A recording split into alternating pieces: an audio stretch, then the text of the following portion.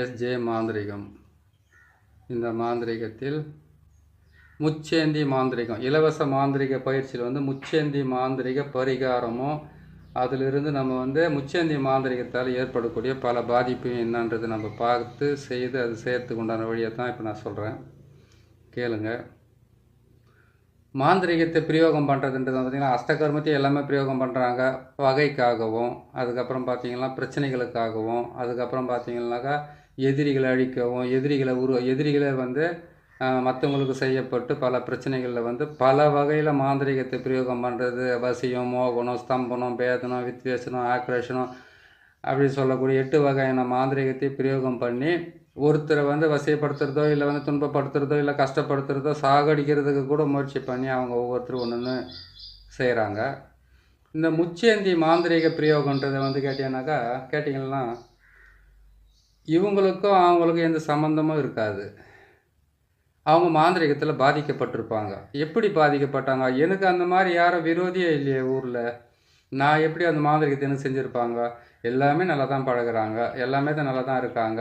எனக்கு போய் யாருங்க மாந்திரிக பிரயோகம் பண்ண போகிறாங்கன்றது ஒரு பெரிய கேள்வியாகவே இருக்கும். அந்த கேள்விக்கு பதில் சொல்ல முடியாமல் மாந்திரிகர்களும் சரி, நானே இருந்தாலும் ஒரு டைமில் திண்டாடி இருக்கேன். எப்படிடா போயிருக்குன்றது ஆரம்ப காலத்தில். அப்படி இருக்கும்போது இந்த முச்சேந்தி மாந்திரிகன்றது கேட்டிங்கன்னாக்கா வீட்டில் மாந்திரிகத்தை செய்து துஷ்ட ஆத்மாக்களாலேயோ சூனியத்தாலேயோ ஏவல் பில்லி சூனியத்தாலேயோ பாதிக்கப்பட்டவங்களோ இல்லை ஒருத்தருக்கு பிடிச்சிக்கிட்டு இருக்கிற பேய் பிசாசை கழிச்சு கொண்டு போயிட்டு அது முச்சேந்தியில் உடைக்கிறதோ மயானத்தில் உடைக்கிறதோ எங்கேயாவது அவங்க உடைச்சிட்டோ இல்லை அது எரிச்சிட்டோ அப்படின்னு கேட்டிங்கன்னா புதைச்சிட்டோ வந்துட்டாங்களாம். இவங்களுக்கு தெரியாமல் அந்த பக்கம் போகிறதுனால அது அவங்களுக்கு பாதிப்பை ஏற்படுத்தும். அது என்ன பண்ணுதுன்னு கேட்டிங்கன்னாக்கா இந்த மாதவிடையான பெண், அதுக்கப்புறம் ஆண் பெண் உறவுக்கு அப்புறம் குளிக்காமல் போகிறது, அதுக்கப்புறம் பார்த்தீங்களானாக்கா ஒரு குழந்தை பிறந்தவங்க தீட்டு முடிகிறதுக்கு முன்னாடி ஏதோ ஒரு பிரச்சனையால் வீட்டை விட்டு வெளியில் போகிறது. அப்படி இல்லைன்னு கேட்டிங்களானாக்கா ஒரு சாப்பிடக்கூடாது நான்வெஜ்ஜை சாப்பிட்டுட்டு போகிறது, இல்லை மாமிசத்தங்களை கையில் எடுத்துக்கிட்டு சுற்றிக்கிட்டு இருக்கிறது, இல்லை ஒரு விலங்குகளை கொன்று அந்த விலங்குகளுடைய ரத்த சிதைவு, அது ரத்தம் ஒழிக்கிட்டே இருக்கும்போது அதை எடுத்துக்கிட்டு சுற்றுறது. இப்படியெல்லாம் செய்யும்போது இந்த முச்சேந்தியில் அதாவது போட்டு வச்சுருக்குறாங்களே மாந்திரிகம், அதனுடைய பாதிப்புகள் அதிகமாக வேலை செய்கிறதுக்கு ஆரம்பிக்கும். அதே மாதிரி கொடூரமாகவும் வேலை செய்யும். கொடூரமாக எப்படி வேலை செய்யுதுன்னு கேட்டிங்களானாக்கா நானே ஒருத்தர் கேட்டிருக்கிறேன், உங்களுக்கு மாந்திரிகம் பண்ணியிருக்காங்கன்னு சொல்கிறீங்களே, உங்களுக்கு எவ்வளோ சொத்து இருக்குது அப்படின்னா உங்கள்கிட்ட அபகரிக்கிறதுக்காக மாந்திரிகம் பண்ணியிருப்பாங்க. உங்க நடுத்தரம் அதாவது சாதாரணமாக வாழ்க்கை வாழ்ந்துக்கிட்டு இருக்கீங்க நம்ம அவங்கள சொல்கிறோம். நானே ஒரு டைமில் அதை விட கேவலமாக வாழ்ந்துருக்கேன், சரிங்களா? அப்படி இருக்கும்போது அவங்கள சொல்லக்கூடிய தகுதி இல்லை. இருந்தாலும் கேள்வின்னு வரும்போது சாதாரண வாழ்க்கை வாழ்ந்துக்கிட்டு இருக்க உங்களுக்கு எப்படி யார் மாந்திரிகம் செய்திருப்பாங்க உங்களுக்கு அப்படின்னு ஒரு கேள்வியை நம்ம கேட்குறோம் அவங்க கையில். அப்படி கேள்வியை கேட்கும்போது கேட்டிங்களானாக்கா அவங்க சொல்லுவாங்க, இல்லை சாமி நான் யாருக்கு எதுவும் பண்ணதில்லை, ஆனால் அவங்க மாந்திரிகம் நான் என்கிட்ட அவங்களும் கேட்பாங்க, என்கிட்ட எதுவுமே இல்லை, ஆனால் எனக்கு இந்த மாந்திரிக பாதிப்பு இருக்குது, நிறைய பேர் சொல்லியிருக்காங்க, எனக்கு நல்லா தெரியுதுன்னு அவங்க சொல்லுவாங்க.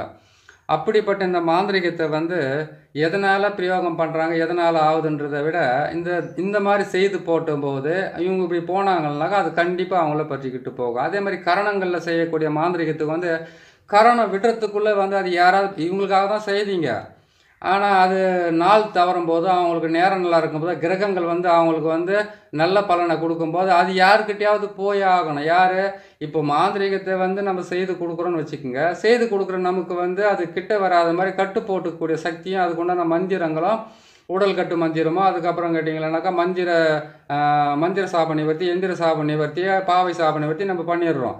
ஆனால் அது தெரியாமல் அவங்க போகும்போது அந்த கிரகணத்தினால் செய்யப்பட்ட மாந்திரிகத்துக்கு பொறுத்த வரைக்கும் யாரையாவது ஒருத்தரை பிடிச்சிக்கணும், அவங்கள ஆட்டி படைக்கணும், அவங்கள நிலை குலைய வைக்கணுன்றது அதனுடைய எண்ணம். அது கரெக்டாக அவங்கக்கிட்ட போயிடும். அப்படி அது போகும்போது அவங்க குடும்பத்தில் பாதிப்பு ஏற்படும். அப்போ நம்ம இந்த கேள்வி கேட்கறதுக்கு ஆரம்பிக்கும். அதுக்கு தான் முச்சேந்தி மாந்திரிக பரிகாரம்ன்றது நம்ம சொல்கிறோம். இந்த மாந்திரிகத்திலிருந்து நீங்கள் விடுபட வைக்கிறதுக்கு இந்த சக்கரத்தை தான் நீங்கள் போட வேண்டியதாக இருக்கும். இந்த சக்கரத்தை பொறுத்த வரைக்கும் நீங்கள் பிரம்மனுடைய வட்டம், பிரம்மனுடைய வீடுன்னு சொல்லக்கூடிய நாற்கோணத்தை பட்டு 4 பக்கமும் உள்பக்கமும் சூலம் வரணும், வெளிப்பக்கமும் சூலம் வரணும். இந்த சூளத்தை நீங்கள் போட்டுட்டு அதுக்கப்புறம் என்ன பண்ணிக்கிட்டாக்கா, நான் மஞ்சள் குங்குமத்தை போட்டிருக்கேன். ஏன்னு கேட்டிங்களானாக்கா, எந்த விதமான சக்கரத்தை போட்டாலும் அதுக்கு மஞ்சள் குங்குமத்தை எனக்கு போட்டு பழக்கம் ஆகிடுச்சு ஆரம்பத்துலேருந்து. அதனால தான் அதை நிற்க வைக்க முடியறதில்ல. நீங்கள் இந்த சக்கரத்தை வந்து ஒரு செம்பு தகுட்டை வாங்குங்க. அப்படி இல்லைன்னு கேட்டிங்கன்னாக்கா வேறு ஏதாச்சும் ஒரு தகுடு வாங்கி அந்த தகுட்டில் வந்து இந்த சக்கரத்தை போட்டு எழுதுங்க. எழுதிட்டு நடுவில் பார்த்தீங்களானாக்கா நீட்டாக ஒரு கோடு போட்டு, நீளமாக ஒரு கோடை போட்டு அந்த கோட்டில் வந்து பார்த்தீங்கன்னாக்கா சூளம் போட்டிருக்கேன். இந்த பக்கம் 4 முக்கோண வடிவில் வந்து 4 போட்டிருக்கேன். கீழ்ப்பக்கம் 4, மேல் பக்கம் 4 போட்டிருக்கேன். அந்த 4லேயும் வந்து சூளத்தை போட்டுருங்க. சூளத்தை போட்டுட்டு இதுக்கு நீங்கள் செய்ய வேண்டிய நாள் பார்த்தீங்கன்னாக்கா, அதாவது எந்த விதமான செலவும் இதுக்கு வந்து உங்களுக்கு அதிகமாகாது. ஈஸியாக செய்து முடிச்சுக்கலாம். இல்லை அன்றாடம் உணவுக்கே வந்து கஷ்டப்படுறோம், அப்படி இருக்கிற எங்களுக்கு வந்து இதெல்லாம் செலவு பண்ண முடியாது, அந்த நிலையில் நாங்கள் இருக்கிறோம். உணவுக்கு கஷ்டப்படுறவங்க மட்டும்தான். வீட்டு நிறைய காசை வச்சுக்கிட்டு அரிசி கூட இல்லைன்னு பொய் சொல்கிறவங்களுக்கெல்லாம் கிடையாது. உணவுக்கு இல்லை, அப்படி இல்லாமல் பொய் சொல்லி தான் நம்ம செய்யணும்னு கேட்டிங்கனாக்கா இது ஏகப்பட்ட சிக்கலை கொடுத்துக்க ஆரம்பிச்சிடும். நம்ம பார்த்து உசாராக செஞ்சுங்க. ஏன்னு கேட்டிங்கனாக்கா காசு வாங்குறதுக்காக இங்கே போய் சொல்கிறாங்கன்னு மனசுக்குள்ளெல்லாம் அது நினைக்க வேணாம். இந்த உலகத்தில் வந்து எதை வேணாலும் வெளிப்படையாக பேசிடுவாங்க. பண காசு விஷயம்னா மட்டும் கொஞ்சம் எல்லாமே வந்து கொஞ்சம் உள்வாங்கி தான் போவாங்க. அப்படி இருக்குது.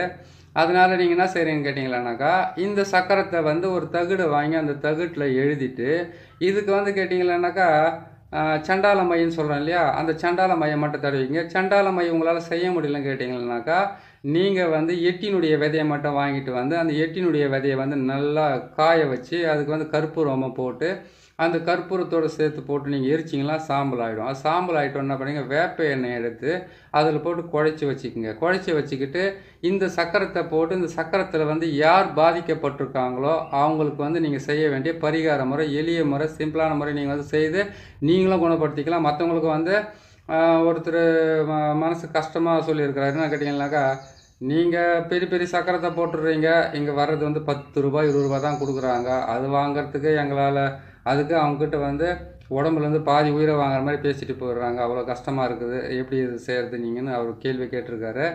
அதனால் அவங்களுக்காக நான் போட்டிருக்கேன். இந்த முச்சந்தி மாந்திரிகத்தில் வந்து பார்த்தீங்கன்னாக்கா யாருக்குமே வந்து தொடர்பே இல்லாத மாந்திரிகத்தில் ஏற்பட்டு இது வந்து முச்சந்தி மாந்திரிகத்தை வந்து எப்படி கண்டுபிடிக்கிறதுன்னு கேட்டிங்கன்னாக்கா, முச்சேந்தி மாந்திரிகத்தால் பாதிக்கப்பட்டவங்க யாரோ ஒருத்தருக்கு செய்தது அவங்கக்கிட்ட போக முடியாமல் மற்றவங்கள வந்து தாக்கி இருக்குது, நேரம் காலம் தெரியாமல் போனதுனால சில தீட்டுக்களால் போயிருக்குதுன்னு நான் சொல்லியிருக்கேன். அப்படி ஒரு பாதிப்பு ஏற்பட்டுருக்குனாக்கா உச்சந்தால ஊசி குத்துன மாதிரி சுரின்னு வலிக்கும். கண்ணுக்கு கீழே கரவலயம் இருக்கும். கண்ணில் இருக்கிற அந்த முடிகளை வந்து சிலுத்துக்கிட்டு நிற்கும். வாய் வந்து பார்த்தீங்கன்னாக்கா அவங்களுக்கு பேசும்போது வந்து நாக்கு வந்து குழச்சிக்கிட்டு போகும். எதையுமே சாப்பிட முடியாது. அடிக்கடிக்கு வாந்தி வரும். கேட்டாக்கா சோடப்பட்டுக்குதுன்னுவாங்க, கண்ணி தாக்கி இருக்குதுன்னு சொல்லுவாங்க. கண்ணி தாக்குறது உண்மைதான். கண்ணி தாக்குதுன்னு கேட்டிங்கன்னாக்கா அதில் வந்து 8 வகையான கண்ணிங்க இருக்காங்க. அந்த தாக்கத்தையெல்லாம் இதில் கொண்டு வந்து இணைக்க முடியாது. ஏன்னு கேட்டிங்கன்னாக்கா இந்த பதிவு வேறு, அந்த பதிவுங்க வேறு. அந்த கண்ணி தாக்கத்தால் பாதிக்கப்படுறது வந்து சில விஷயத்துங்களை வந்து நான் பொறுமையாக உங்களுக்கு நான் போட்டு காட்டுறேன். இப்போதைக்கு இருந்து முச்சந்தி மாந்திரிகத்தை மட்டும் உங்களுக்கு தெளிவாக சொல்லி வச்சிடுறேன். ஏன்னா அவங்க கண்ணி சோடப்பட்டிருக்குதுன்னு சொல்லிடுவாங்க, அல்லது முனிஸ்பர சோடப்பட்டிருக்குன்னு கருப்பு தாக்கியிருக்குதுன்னுவாங்க, அந்த மாதிரி சொல்கிறாங்க இல்லையா. அந்த மாதிரியே இருந்தாலும் இதில் நீங்கள் க்ளீன் பண்ணி கொடுத்துடலாம் தாராளமாக. இதை சுத்தப்படுத்தி கொடுக்கலாம் அவங்களுக்கு. அதை நீங்கள் எப்படி செய்யணும், எப்படி நீங்கள் கையாளணும்னு கேட்டிங்கன்னாக்கா, அவங்க முச்சந்தியில் வச்சு இவங்களுக்கு வந்து தாக்கிடுச்சு, எங்கேயோ ஒருத்தர் வச்சு கரணத்தில் வச்சு தாக்கிடுச்சு, இல்லை மாந்திரிகத்தை பிரயோகம் பண்ணிட்டு போனாங்க, தாண்டிட்டாங்க, அதே மாதிரி தீட்டு போட்டு தாண்டிட்டாங்க, எது வேணா இருக்கட்டும், எப்படி இருந்தாலுமே இந்த தகுடை போட்டு இந்த தகுட்டுக்குள்ளே வந்து பார்த்தீங்கன்னா சொன்ன மாதிரி பிரம்மனுடைய வீடுன்னு சொல்லக்கூடிய நாற்கோணத்தை போட்டு நடுவில் ஒரு கோடை போட்டு அதுக்கப்புறம் சூலத்தை போட்டு 4 பக்கம் வந்து சிவனுடைய வீடுன்னு சொல்லக்கூடிய முக்கோணத்தை போட்டு கீழே 4 பக்கம் வந்து முக்கோணத்தை போட்டு அதில் வந்து சூலத்தை போட்டு அதுக்குள்ளே வந்து எழுத வேண்டிய விஷயம் கேட்டிங்கன்னாக்கா நசியன்னு எழுதணும். மேலே வந்து நங் நசி மங் நசி வங் நசி நசி நசி மசி மசி, இதுதான் இதனுடைய மந்திரமே. இந்த மந்திரத்தை வந்து நீங்கள் அது என்ன பண்ண கேட்டிங்கன்னாக்கா, நான் போட்டிருக்கிற அச்சாரத்துக்குள்ளே வந்து நீங்கள் போட்டு எழுதிடலாம், இல்லை வெளிப்பக்கமும் போட்டு எழுதிக்கலாம். ஆக மொத்தத்தில் நங் நசி மங் நசி வங் நசி நசி நசி பிரின்ற வார்த்தையை மட்டும் சொல்லிவிட்டு இதுக்கு வந்து சுவாகன்ற வார்த்தையை சொல்லக்கூடாது. இதுக்கு சுவாகன்ற வார்த்தையை நீங்கள் யூஸ் பண்ணாமல் பிரயோகம் பண்ணாத, இதை மட்டும் போட்டு எழுதிட்டு அந்த வேப்ப எண்ணெயும் அதுக்கப்புறம் எட்டினுடைய விதையும் போட்டு நீங்கள் அரைச்சி எரித்து அதை வந்து மையாக்குனீங்க இல்லையா, அந்த மையில் தடவிட்டு அதுக்கப்புறம் என்ன பண்ணுறீங்க கேட்டீங்கன்னாக்கா, இந்த தகுட்டிலே வந்து இன்னொரு தகுடு எழுதி அது வந்து தாயத்தை போட்டு அதுலேயே வந்து அந்த மையை மட்டும் வச்சு அவங்களுக்கு தாயத்தை வந்து கழுத்தில் போட்டுக்க சொல்லுங்கள்.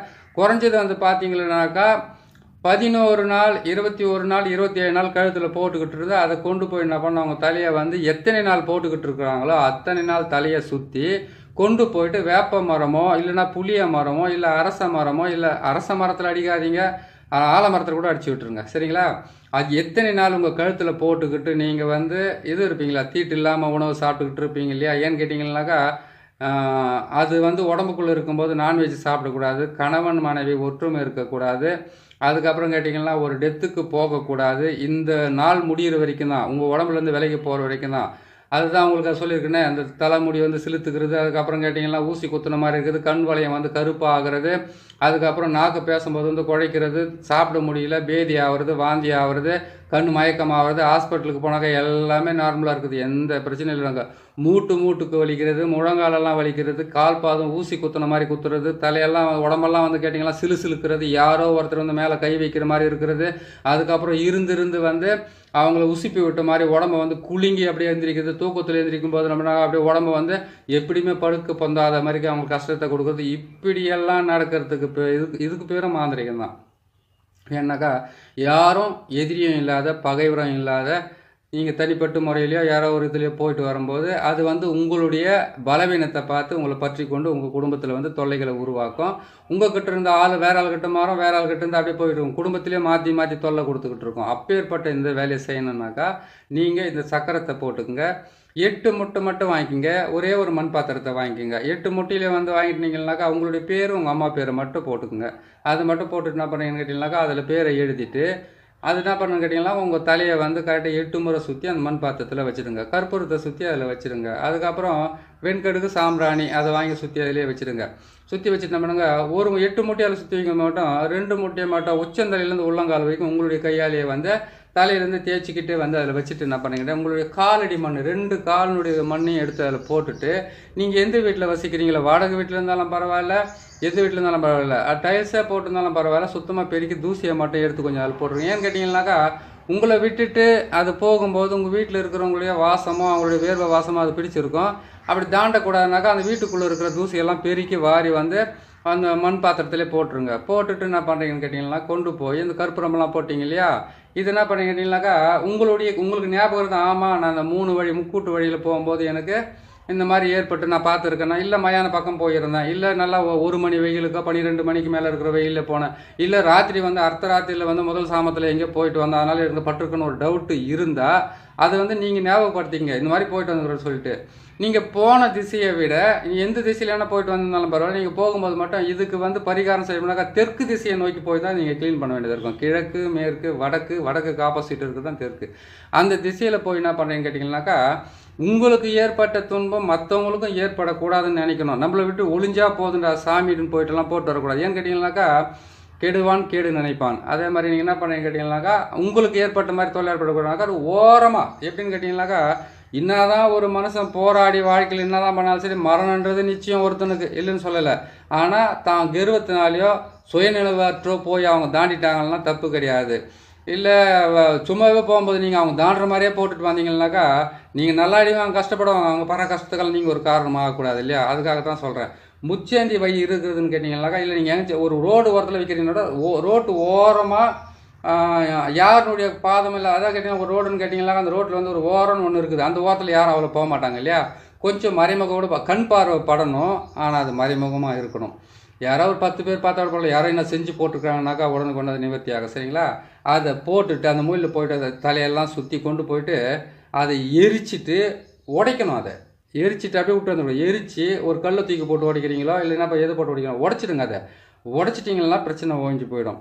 அதுக்கப்புறம் இந்த தகடால் நீங்கள் போட்ட அந்த தாயத்தை வந்து அதில் ஒன்று தகடை வந்து அந்த இதில் போட்டு எரிச்சிடுங்க. இன்னொரு தகடை வந்து நீங்கள் எழுதி கழுத்தில் போட்டுக்கிட்டு இருந்து 16 நாள், 21 நாள், 27 நாள், அதுக்கப்புறம் 48 நாள், எத்தனை நாள் வந்து நீங்களே கூட போட்டுக்கிட்டு இருந்து அத்தனை நாள் பொறுத்து இருந்து அதுக்கப்புறமா நீங்கள் என்ன பண்ணுறீங்கன்னு கேட்டிங்கன்னாக்கா அந்த தாயத்தை கொண்டு போய் புளிய மரம், வேப்ப மரம், ஆலமரம் இந்த மாதிரி மரத்துங்களில் போயிட்டு ஆணி வச்சு அடிச்சுட்டு நீங்கள் வந்துட்டீங்கன்னாக்கா உங்களை பிடிச்சிக்கிட்டு இருந்த அந்த முக்கூட்டு வழியில் இருக்கக்கூடிய மாந்திரிகத்தில் ஏற்பட்ட பாதிப்பு மொத்தம் விலகி நீங்கள் சுபிட்சமாக வைங்க, உங்களுக்கு ஒரு நிம்மதி கிடைக்கும். சரிங்களா?